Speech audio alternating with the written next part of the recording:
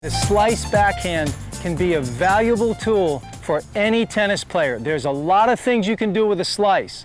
Remember, when you slice the ball tends to skid and stay low. If you're playing against an opponent who uses a full Western grip, a low skidding ball can be very difficult for him. The other thing is you can change the pace. Sometimes players feed off pace. When you change the pace, many times you can get an error. You can use it for approach shots. When you're coming to the net, again, remember the ball stays low, and as you're coming in, your opponent's going to have to hit up. And that's what you want when you're coming into the net, a ball that's up high that you can put away. You can use it for drop shots. You can disguise an approach shot and hit a drop shot with a slice. Another thing a slice is good for, because it's an effortless shot, is sometimes if you're in the middle of a rally and you're getting a little tired, when you slice, there's very little effort involved. So the slice is really a valuable tool and a shot that you should work on. Underspin approach shot, the racket is moving from high to low, and the racket face is laid back maybe 10, 20 degrees. Now, the grips that I recommend for an underspin approach are Continental and Eastern. Okay, let's go to our tennis racket handle. Remember, all racket handles are octagonal, 8-sided. We're going to give those sides numbers. Starting on top, that flat surface there is number 1. Little small flat surface there is number 2, 3, 4, and 5's on the bottom. Same thing for a left-hander going the other way. 5's on the bottom. Now, we take the hand and we put an X on the index knuckle on the inside of the hand and an X on the heel of the hand. To find our continental grip, we're going to take those two X's and we're going to put them on number 2. Now, with that grip, you can hit your backhand and your forehand underspin shot. Now, for an Eastern forehand, we're going to take the X's and put them on number 3. And for an Eastern backhand, on number 1. And those are the grips I recommend for underspin approach shot.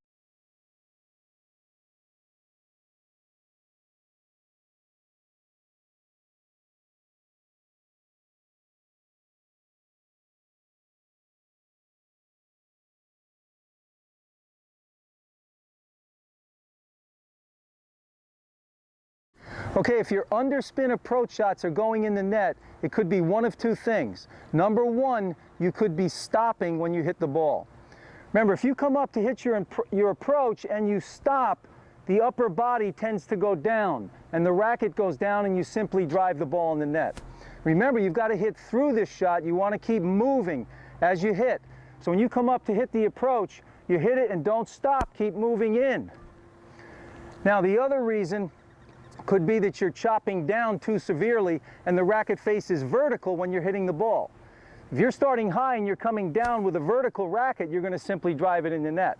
Remember, when you swing high to low, the racket face has to be open a little bit, 10 to 20 degrees on the underspin approach. Okay, the 2 key points to remember to prevent underspin approach shots going in the net. Number 1, don't stop, run through the shot. So when you hit it, don't stop, just keep going in. Number 2, the racket's beveled back 10 to 20 degrees.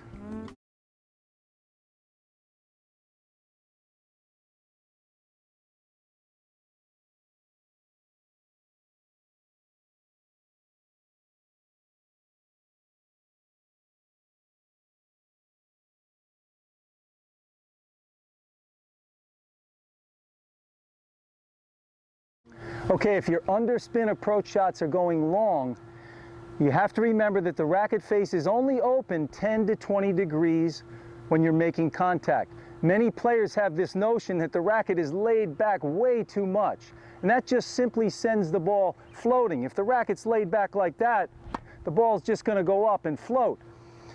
So you have to think consciously close the face as you swing forward. So as you swing forward, close up the face so it's only 10 to 20 degrees laid back. You don't want to be like this. Now, another reason may be that you're swinging too horizontal. Remember, for every degree that you lay the racket back, you have to increase the angle at which you swing down. So if you're open 10 or 20 degrees, you have to get the racket up. You've got to get the racket up and then swing down as you hit. That will tend to keep the ball lower. Now, theoretically, you could have the racket face open, say 45 degrees, on an approach shot.